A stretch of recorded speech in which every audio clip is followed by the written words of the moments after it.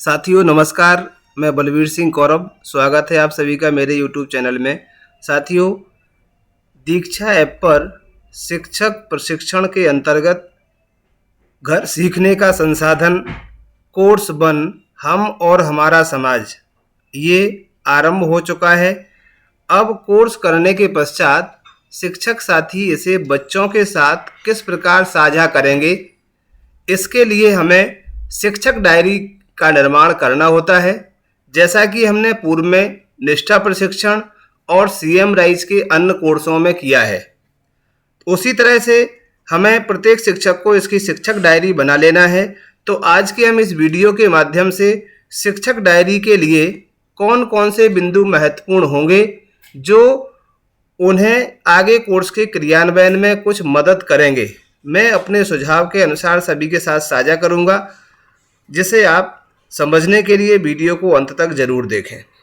तो इसके लिए हम देखते हैं, ये जो श्रृंखला है घर सीखने का संसाधन कोर्स श्रृंखला, इस श्रृंखला के अंतर्गत 3 कोर्स हमें इसमें आना है। पहला कोर्स है जिसमें हम और हमारा समाज कोर्स, दूसरा है ज्ञान का खजाना, तीसरा है व्यवहारिक गणित व सूझबूझ। साथियों, ये तीनों ही कोर्स वर्तमान परिस्थितियों को देखते हुए कोविड-19 के दौर में बच्चों के साथ हम शिक्षण कैसे करें, इसे प्रभावी बनाने के लिए बहुत ही महत्वपूर्ण ढंग से डिज़ाइन किया गया है। जिन शिक्षक साथियों ने पहला कोर्स किया होगा वो इसके बारे में समझ चुके होंगे, बाकी शिक्षक साथी भी इसे करने के बाद भली भांति समझ सकेंगे। तो जो पहला कोर्स है हम और हमारा समाज, इसका आरंभ 9 जुलाई से हुआ है। दूसरा कोर्स 28 जुलाई को आएगा और इसी का तीसरा कोर्स 13 अगस्त को आएगा, 13 अगस्त को। पहला जो कोर्स है सामाजिक भावनात्मक कौशल पर केंद्रित है। इसी तरह से दूसरे कोर्स का जो केंद्र बिंदु है वो शारीरिक विकास एवं रचनात्मक कौशल, तीसरा है संज्ञानात्मक विकास। तो ये क्रमबद्धता के अनुसार ही कोर्सों को डिजाइन किया गया है। तो साथियों, इस कोर्स श्रृंखला के 3 महत्वपूर्ण कोर्स हैं। अब हम देख लेते हैं इस कोर्स श्रृंखला का घर सीखने का संसाधन प्रशिक्षण श्रृंखला के उद्देश्य, कि ये जो श्रृंखला आरंभ की गई है इसके मुख्य उद्देश्य क्या है। तो इसके 4 मुख्य उद्देश्य हैं। पहला मुख्य उद्देश्य है प्रभावी तौर पर घर आधारित शिक्षा का संचालन करना। जबकि कोविड-19 महामारी के कारण विद्यालय बच्चों के लिए बंद हैं, इस तरह से किस प्रकार से कोविड-19 के दौर में बच्चों का शिक्षण हो, तो घर पर कैसे शिक्षा संचालित होगी, इन कोर्सों के माध्यम से हम समझेंगे। दूसरा इसका उद्देश्य है घर आधारित सीखने की गतिविधियों में बच्चे जो अपने बच्चों का समर्थन करने में सक्षम बनाना, कि जो किस तरह से कुछ घरेलू गतिविधियां भी ऐसी हैं जिनसे बच्चे बहुत अच्छे तरीके से सीख सकते हैं, तो हमें उन गतिविधियों का निर्धारण भी करना है और उसे बच्चों को सक्षम बनाना है। बच्चों को प्रेरणा, प्रतिक्रिया और सवालों के माध्यम से घर आधारित गतिविधियों में संलग्न करना। बच्चे खेलते रहते हैं, अपना समय नष्ट करते हैं, तो समय नष्ट ना हो, बच्चों का जो अधिक से अधिक समय पढ़ाई पर खेल के माध्यम से या गतिविधियों के माध्यम से सीख सकें, ऐसा हमें वातावरण बनाना है और उनमें उन बच्चों को संलग्न करना है। गतिविधियों के माध्यम से बच्चों का सामाजिक, भावनात्मक स्वास्थ्य, शारीरिक स्वास्थ्य और संज्ञानात्मक विकास सुनिश्चित करना। साथियों, 3 कोर्स हैं, तो तीनों ही इस चौथे उद्देश्य में शामिल हैं। एक तो सामाजिक भावनात्मक स्वास्थ्य, दूसरा शारीरिक स्वास्थ्य और तीसरा संज्ञानात्मक विकास। तो 3 कोर्स के माध्यम से। तो साथियों, इस शिक्षक डायरी में हम सामाजिक भावनात्मक स्वास्थ्य यानी हम और हमारा समाज कोर्स श्रृंखला के पहले कोर्स के बारे में जानेंगे। नेक्स्ट हम देखते हैं कोर्स जो 1 है, 1 कोर्स की यात्रा क्या है। जैसे हम निष्ठा प्रशिक्षण में देखते थे कोर्स की यात्रा क्या होगी, सेम उसी टाइप से इस कोर्स को भी डिज़ाइन किया गया है। तो इसकी जो कोर्स की यात्रा है, तो ये पहला है स्वमूल्यांकन प्रश्नोत्तरी। साथियों, इस कोर्स के जो पहले भाग में स्वमूल्यांकन प्रश्नोत्तरी है, जैसे हम बच्चे के पूर्व ज्ञान को जांचते हैं पहले पढ़ाने से पूर्व, कि वो पूर्व ज्ञान से हम उसे जो भी चैप्टर पढ़ाना है, जो हमें विषय वस्तु या पाठ वस्तु पढ़ाना है, उससे जोड़ने की कोशिश करते हैं। इसके पश्चात है प्री वर्क। प्री वर्क में कुछ वीडियोस दिए गए हैं और इसके बाद है तीसरा जो पार्ट है इसका कोर्स सत्र। इसमें प्रोजेक्ट 1 भावनाओं से दोस्ती, दूसरा है प्रोजेक्ट 2 हम सब एक हैं, अतिरिक्त गतिविधियां कुछ, इस टाइप से पॉडकास्ट भी इसमें दिया गया है। तो ये तीसरा भाग है इस कोर्स का। चौथा और महत्वपूर्ण भाग है पोस्ट वर्क, जो पूर्ण रूप से शिक्षक की मानसिक या बुद्धिमत्ता पर डिपेंड करता है। इसमें जो गतिविधियां दी गई हैं वो एक सुझावात्मक गतिविधियां हैं। हम अपने परिवेश के अनुसार गतिविधियों का निर्माण करेंगे और अंत में हमने जो सीखा है उस सीख के आधार पर कितना सीखा उसके आधार पर स्वमूल्यांकन प्रश्नोत्तरी भी अंत में दी गई है। तो साथियों ये थी इसकी कोर्स की संरचना। अब हम इसके देख लेते हैं प्री वर्क को कि इसके प्री वर्क में क्या करना है हमें। तो प्री वर्क जो है, प्री वर्क वर्तमान परिस्थितियों में बच्चों का प्रशिक्षण जारी रखने के लिए शिक्षकों ने बहुत से प्रयास किए हैं। कोरोना की दूसरी लहर के चलते यह आवश्यक है कि हम इन प्रयासों को प्रभावी रूप से जारी रखें। पूर्व में भी जब विगत सत्र में कोरोना महामारी का पहला चरण था उस समय भी हमने हमारा घर हमारा विद्यालय के माध्यम से शिक्षण कार्य बच्चों को कराया है।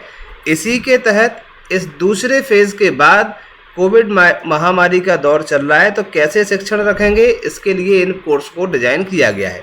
इन प्रयासों में शिक्षकों की सहायता हेतु सीएम राइज शिक्षक प्रशिक्षण कार्यक्रम के अंतर्गत घर सीखने का संसाधन कोर्स श्रृंखला की शुरुआत की गई है, जिसमें शिक्षक बच्चों के घर को एक संसाधन के रूप में इस्तेमाल करते हुए बच्चों का शिक्षण सुनिश्चित कर पाएंगे। तो ये इसका प्री वर्क है कि इस टाइप से जब हम इसको सीख लेंगे तो कैसे सुनिश्चित कर पाएंगे, ये सारी चीज़ें हमें प्री वर्क के आधार पर करना है। कोर्स सत्र में क्या करना है, कुछ प्रोजेक्ट हैं जैसे हमने देखा था, इसकी 4 बातें थी, भावनाओं से दोस्ती, हम सब एक हैं, अभिभावकों से बातचीत। तो इसमें कोर्स सत्र में क्या है, हमें एक तरह से प्रोजेक्ट बना लेना है कि हम बच्चों तक कैसे पहुंचेंगे। तो साथियों ये प्रत्येक शिक्षक के परिवेश के अनुसार अलग होगा, तो हमें इसके कुछ महत्वपूर्ण बिंदुओं को हम बना लेंगे कि हमारा परिवेश कैसा है, हम कैसे किन किन माध्यमों से बच्चों से जुड़ सकते हैं। और उसी टाइप से पॉडकास्ट यानी प्रशंसा करें, जैसे बच्चों को हम प्रोत्साहन देते हैं, प्रशंसा करते हैं तो बच्चों का मन पढ़ाई में लगता है, अच्छे रुचि के साथ पढ़ते हैं, तो ये भी हमारे लिए बहुत महत्वपूर्ण हो जाता है। अब इसके बाद जो तीसरा चरण था पोस्ट वर्क, उस पोस्ट वर्क को देख लेते हैं। तो जो कोर्स सत्र था, कोर्स सत्र के दौरान हमें सबसे पहले इनकी जानकारी एकत्रित करना है। तो इसके लिए 2 सूचियाँ होंगी। पहली सूची बच्चों के परिवेश से जुड़ी जानकारी को एकत्रित करना, जिसके आधार पर हम अपनी गतिविधियों का निर्माण और निर्धारण करेंगे। तो इसमें सबसे पहले हमें यहाँ बच्चे का नाम लिख लेना है, प्रत्येक शिक्षक साथी को कक्षा लिख लेना है। इसके लिए एक रजिस्टर हम तैयार करेंगे, जिसे अपन डीजी लैब का रजिस्टर भी कह सकते हैं। इसका वीडियो भी पूर्व से ही चैनल पर डला हुआ है। अभिभावक का नाम यानी बच्चे के साथ संबंध, और मेंटर का नाम, फ़ोन नंबर। तो मेंटर कैसे बनाना है इसका वीडियो भी चैनल पर पूर्व से ही अपलोडेड है। तो सबसे पहले इसमें मेंटर का नाम हम लिखेंगे, मेंटर का फ़ोन नंबर लिखेंगे, बच्चे के साथ संबंध लिखेंगे। बच्चे के साथ संबंध से तात्पर्य ये है कि यदि मेंटर परिवार से अलग है, जैसे कि परिवार में कोई ऐसा व्यक्ति नहीं है जो बच्चे को डीजी लैब या उनकी गतिविधियों को करने में सहयोग कर सकता है, ऐसी स्थिति में हम उसके किसी पड़ोसी को उनके पेरेंट्स की अनुमति के बाद मेंटर का निर्माण कर सकते हैं। तो ये सारी चीज़ें हमें इसमें देखना है, इसलिए संबंध लिखना है कि वो भाई है, बहन है, माता पिता या कोई पड़ोसी है, इस संबंध को हमें यहाँ पर बता देना है। उपलब्ध डिजिटल सुविधाएं क्या क्या हैं, साधारण फ़ोन है, स्मार्टफोन है, इंटरनेट है। आप देखें कि आपके परिवेश में इन सब चीज़ों में से किस संसाधन की उपलब्धता बच्चों के घर पर अधिक है, उसी तरह से हम अपनी कार्य योजनाओं को डिज़ाइन करेंगे। इसके बाद बच्चे के पास फ़ोन कब उपलब्ध होता है, ये हमारे साथ परिवेश से जुड़े हुए व्यक्ति हैं कुछ, जैसे कि कोई व्यक्ति सुबह काम पर जाता है, कोई शाम को काम पर जाता है, दोपहर में, तो कब उपलब्ध होता है उसी हिसाब से हमें उससे संपर्क का समय निर्धारित करना होगा। तो ये हम पूर्ण रूप से लिख लें, तभी हम इस चीज़ को क्रियान्वयन के सफलता पर पहुंच पाएंगे। नेक्स्ट आ जाता है संपर्क सुविधाजनक समय। तो वही समय का हम निर्धारण करें कि बच्चे से हम कब मिल पाएंगे। नेक्स्ट जो दूसरी सूची है, बच्चे का नाम, कक्षा, प्रोजेक्ट और सप्ताह। जैसे हमने प्रोजेक्ट बनाया प्रोजेक्ट के बारे में भी वीडियो में बताया गया था, उसके बिंदुओं को भी लिख लेना है। प्रोजेक्ट में इस वीडियो में इसलिए साझा नहीं कर रहा हूँ क्योंकि जो प्रोजेक्ट का निर्माण करना है प्रत्येक कक्षा वार अलग है। अगर ज़रूरत समझेंगे कमेंट बॉक्स में आप हमें बताएं तो प्रत्येक कक्षा वार जैसे 1 और 2 को हम किस तरह से गतिविधियां दे सकते हैं, 3 से 5 तक हम किस प्रकार की गतिविधियां दे सकते हैं और 6 से 8 तक हम किस प्रकार की गतिविधियां दे सकते हैं।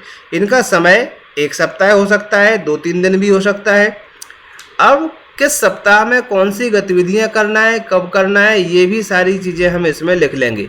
ये एक तरह से हमारी शिक्षक डायरी जो हम शिक्षक दैनंदिनी भरते थे सेम उसी टाइप से है। चूँकि कोविड-19 महामारी के कारण शिक्षण की पद्धति बदली है तो उसी आधार पर इसकी जो हेडिंग्स हैं या कॉलम्स हैं वो भी कुछ चेंज हुए हैं।